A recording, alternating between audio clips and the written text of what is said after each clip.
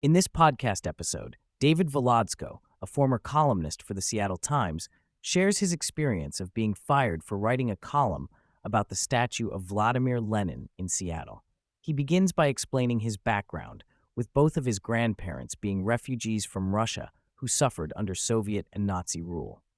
This personal connection motivates him to write a column about the controversial Lenin statue in Seattle. In his column, David discusses the history of the Lenin statue and the emotional impact it has on Russian Americans, including one woman who broke down in tears upon seeing it. He questions the selective outrage on the left, pointing out the hypocrisy of tearing down Confederate statues while allowing a statue of Lenin to remain standing. David emphasizes that he does not advocate for the statue to be torn down by force, but suggests a deeper reflection on its significance to the community. David delves into a comparison between Lenin and Hitler, highlighting the psychological differences between the two dictators. He describes Hitler as a type 2 psychopath, impulsive and hot-headed, while Lenin is portrayed as a type 1 psychopath, methodical and manipulative. David argues that Lenin's brilliance and calculated nature make him more psychologically terrifying than Hitler, who had a warped moral architecture but believed he was acting for the greater good. David explores Hitler's dehumanization tactics and anti-Semitic beliefs, drawing parallels to the current cultural climate. He references Jordan Peterson's idea that there is a bit of Hitler in everyone, suggesting that Hitler's descent into anti-Semitism was influenced by the culture of Vienna at the time. David emphasizes the importance of understanding the cultural context that allowed Hitler to rise to power and the role of rampant anti-Semitism in shaping his beliefs. David reflects on Hitler's psychopathy, noting his awkward and abusive behavior in personal relationships. He contrasts Hitler's image as a tyrannical figure with his more nuanced personality traits, such as insecurity and social awkwardness. He suggests that Hitler's success in convincing Germans to adopt his anti-Semitic beliefs was due to pre-existing sentiments in the culture, rather than his own persuasive abilities. David recounts how he wrote an article comparing Lenin to Hitler, emphasizing Lenin's deliberate targeting of innocent people for death. He received backlash on social media, including death threats, and was eventually fired from his job.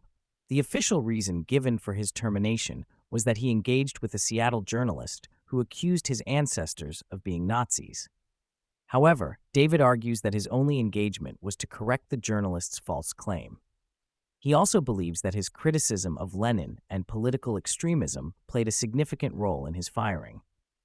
Despite receiving initial support from his employer, he was abruptly let go after a few hours, leaving him puzzled about the sudden change in decision. The presence of Lenin's statue in Seattle is attributed to a man who brought it over with the intention of using it for an Eastern European restaurant.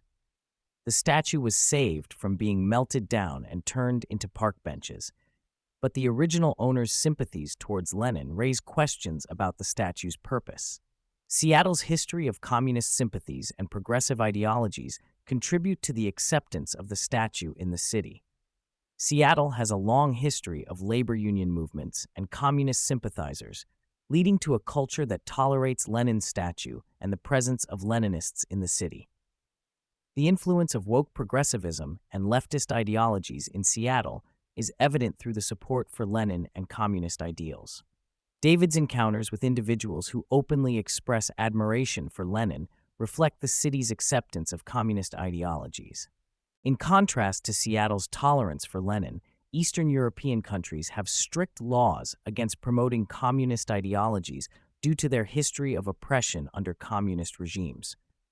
The memory of the atrocities committed by communist leaders like Lenin is still fresh in these countries, leading to a strong opposition to any glorification of communist figures. David criticizes Western university students who support communist ideologies despite having access to education and resources that should inform them about the horrors of communism. He argues that cognizant support for oppressive regimes, like Lenin's, is more condemnable than delusional support from individuals who have been brainwashed from a young age. The moral responsibility of educated individuals to reject oppressive ideologies is emphasized in contrast to those who may be indoctrinated from childhood. David acknowledges that being fired may impact his ability to secure future employment, as potential employers may see his termination as a red flag. He is concerned about how his firing will be perceived by others, especially when they search for his name online. However, he is taking steps to mitigate this impact by transitioning to independent journalism through a Substack newsletter and podcast focused on political extremism. David's decision to start a Substack newsletter and podcast reflects a growing trend among journalists who have faced similar situations. He sees this as an opportunity to continue his work while also exploring new avenues for sharing his insights. While he is still looking for gainful employment, he is optimistic about the potential of independent journalism to provide a platform for his voice. David highlights the challenges in the current media landscape, where information overload and echo chambers contribute to polarization and misinformation. He emphasizes the need for media literacy and critical thinking skills to navigate the vast amount of information available. He warns against the dangers of being fed biased information and urges for a more informed and discerning public. David calls for a greater focus on media literacy education in schools to equip the public with the skills needed to critically evaluate information. He believes that the ability to fact-check and verify information is essential in today's information wars. He points out the siloed nature of media consumption and the influence of biased sources on shaping public opinion. By promoting media literacy, he hopes to empower individuals to think critically and resist manipulation.